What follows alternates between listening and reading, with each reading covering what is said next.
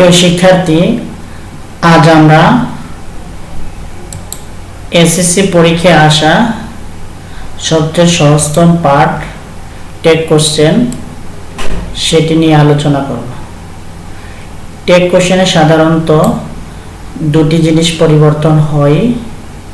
এক, সাবজেক্ট হিসাবে যে নাউন বা প্রনাউন থাকে তার পরিবর্তে উপযুক্ত প্রনাউন, আর যদি প্রনাউন থেকে থাকে তাহলে সেটি বসে যাবে। চলো আজ আমরা নাউনের পরিবর্তে যে উপযুক্ত প্রনাউনগুলো বসে সেগুলো নিয়ে আলোচনা করি। যদি সাবজেক্ট হিসাবে কোনো পুরুষের নাম ফাহিম, রানা, ফাদার, মাদার অর্থাৎ যে কোনো মাস্কুলিন জেন্ডার থাকে তার পরিবর্তে বসে হচ্ছে হি। আর যদি সাবজেক্ট হিসাবে কোনো ফেমিনিন জেন্ডার অর্থাৎ স্ত্রীলিঙ্গ মাদার, পলি, সিস্টার থাকে তার পরিবর্তে সাবজেক্ট হিসাবে বসে সি। যদি কোনো পুল্লিঙ্গ স্ত্রীলিঙ্গ কোনোটাই না বোঝায়, কোনো বস্তু, ইতর প্রাণী কিংবা অন্য কিছু বোঝায়, তখন তার পরিবর্তে বসে ইট। পুল্লিঙ্গ স্ত্রীলিঙ্গ বস্তু যেটি বসুক না কেন তাদের দ্বারা যদি কোনো বহুবচন বোঝায় তখন তাদের পরিবর্তে বসে হচ্ছে দে। আর সাবজেক্ট হিসাবে যদি দিস বা দেয়ার থাকে তখন তার পরিবর্তে বসে ইট।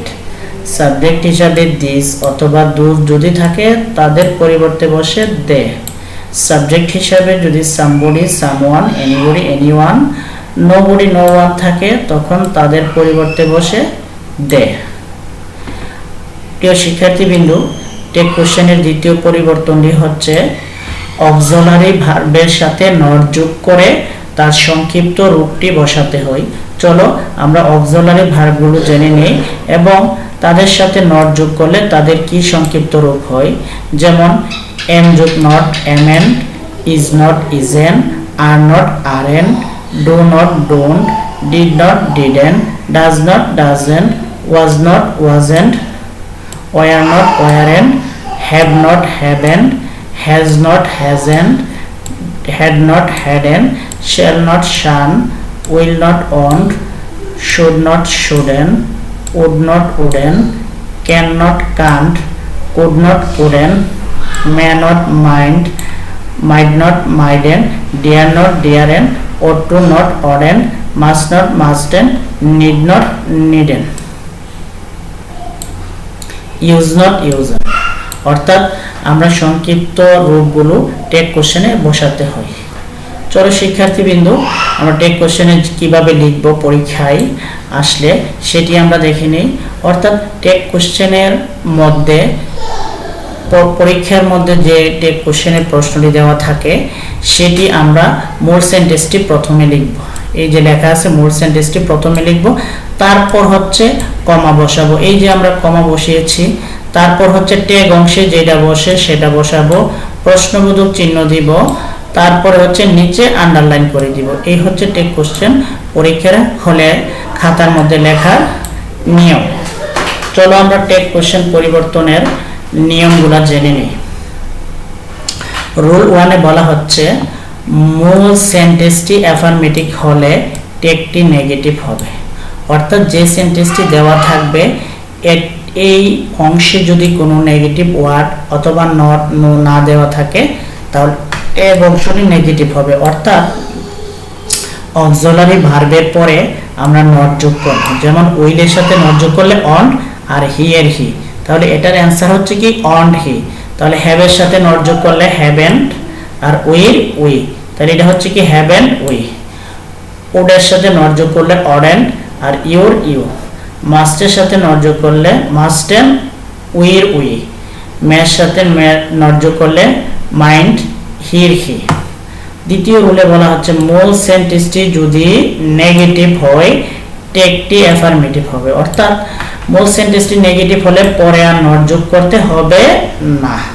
যেমন there was no king in China, এই সেন্টেন্সে নো দেওয়া আছে নেগেটিভ ওয়ার্ড, তাই আমরা পরে আর নট যোগ করব না। ওয়াজের ওয়াজ, দেয়ারের দেয়ার।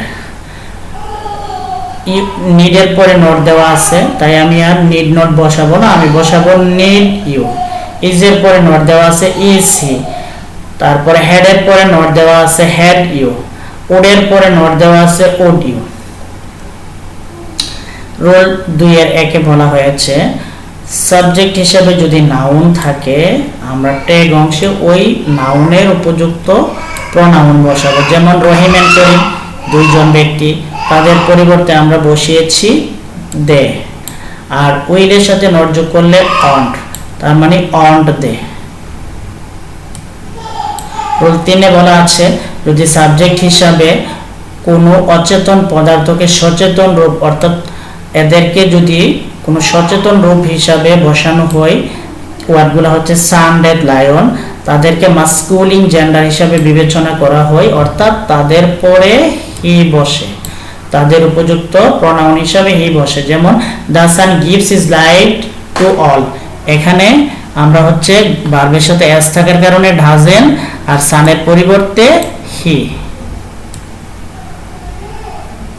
আচ্ছা, রুল 4 এ বলা হচ্ছে এই যে মুন, আর্থ, নেচার এই সবগুলা হচ্ছে সৌন্দর্যের প্রতীক। কোন সৌন্দর্যের প্রতীক হিসাবে যদি এরা বসে তাদের পরিবর্তে আমরা ব্যবহার করব শি, কারণ এদেরকে মাস্কুলিন জেন্ডার হিসাবে বিবেচনা করা হয়। যেমন হ্যাজ নো, তাই যেহেতু নো দেওয়া আছে আমি আর নো বসাবো না, হ্যাজ, শি।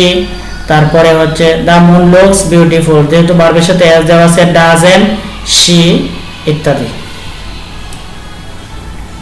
আচ্ছা, যদি এই তিনটি ওয়ার্ড দ্বারা জাতি বোঝায় তখন আমরা তাদের পরিবর্তে দে বসাবো। দে বসানোর সাথে সাথে আমরা অক্সিলারি ভার্বগুলো পরিবর্তন হয়ে যাবে। যেমন যদি মোর সেন্টেন্সে ওয়াজ থাকে তাহলে দের সাথে ওয়াজ না বসে হচ্ছে ওয়ার, কারণ দে হচ্ছে প্লুরাল সাবজেক্ট, প্লুরাল সাবজেক্টের সাথে প্লুরাল ভার্বই বসে।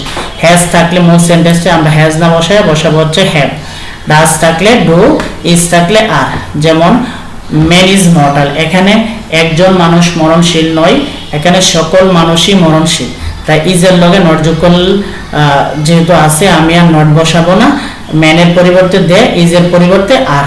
Every mother loves her child, শুধু প্রত্যেক এখানে বলা হয়েছে প্রত্যেক মা তার শিশুকে ভালোবাসে, অর্থাৎ পৃথিবীতে যত মাই আছেন প্রত্যেকে তার সন্তানকে ভালোবাসেন, তাই এভরি মাদারের পরিবর্তে দে, আর যেহেতু ভার্বের সাথে এস আছে ডাজ হওয়ার কথা ছিল, আমরা ডাজ না বসাতে হবে ডু। যদি দিস অথবা দ্যাট সাবজেক্ট হিসাবে থাকে টেক কোশ্চেনে তাদের পরিবর্তে বসবে ইট। যেমন দিস ইজ এ পেন, তাহলে ইজ এর লগে নট যোগ করলে ইজেন আর ইট এর it. That is Rahim's book, that এর পরিবর্তে ইট, ওয়াজ এর লগে ওয়াজেন। দিস অথবা দু যদি সাবজেক্ট হিসাবে থাকে তাদের পরিবর্তে আমরা বসাবো দে। যেমন this are the books aren't they. One অথবা দেয়ার যদি সাবজেক্ট হিসাবে থাকে ওয়ান অথবা দেয়ার, ওয়ান থাকলে ওয়ানই বসবে, দেয়ার থাকলে দেয়ারই বসবে। দেয়ার যেমন দেয়ার ইজ নো অপরচুনিটি নাও, তাইলে ইজ এর ইজ, দেয়ার এর দেয়ার। দেয়ার আর সাম প্রবলেমস, ওয়ার এর সাথে ওয়ারেন্ট, দেয়ার দেয়ার। ওয়ান এর সাথে ওয়ান, শুডেন্ট শুডেন্ট এর শুডেন্ট। আচ্ছা, সাবজেক্ট হিসাবে যদি নিউটার জেন্ডার, লোয়ার অ্যানিমেলস অথবা বেবি এগুলা থাকে তখন তাদের পরিবর্তে আমরা ব্যবহার করব ইট। লোয়ার অ্যানিমেলস মানে হচ্ছে গরু, ছাগল, কুকুর এগুলা। নিউটার জেন্ডার যেটার আমরা কি করতে পারি না, লিঙ্গ নির্ণয় করতে পারি না। যেমন দ্য বেবি ইজ ক্রাইং, তাহলে বেবির পরিবর্তে হচ্ছে ইট, আর ইজ এর সাথে নট যোগ করলে ইজেন, তাহলে isn't it. The cat mices, the cat catches mice, the ক্যাটের পরিবর্তে ইট, ভার্বের সাথে এস থাকার কারণে ডাজেন। নাম্বার রুল 10, এখানে বলা হচ্ছে যদি মোর সেন্টেন্সটিতে প্রেজেন্ট ইনডিফিনিট টেন্স থাকে। আমরা জানি যে ইংরেজি 3টি টেন্সের 12টি রূপ আছে, এর মধ্যে 10টি টেন্সে অক্সিলারি ভার্ব থাকে, 2টি টেন্সে অক্সিলারি ভার্ব থাকে না। সেটি হচ্ছে একটি হচ্ছে প্রেজেন্ট ইনডিফিনিট আর একটি হচ্ছে পাস্ট ইনডিফিনিট। যদি বাক্যটি প্রেজেন্ট ইনডিফিনিট হয়, ভার্বের সাথে এস বা ইএস না থাকে, এস বা ইএস থাকলে আমরা বসাবো হচ্ছে ডাজেন্ট, আর এস বা ইএস না থাকলে তখন বসাবো ডোন্ট। যেমন লাইলা নোস ইউ, এই যে ভার্বের সাথে আছে এস থাকার কারণে আমরা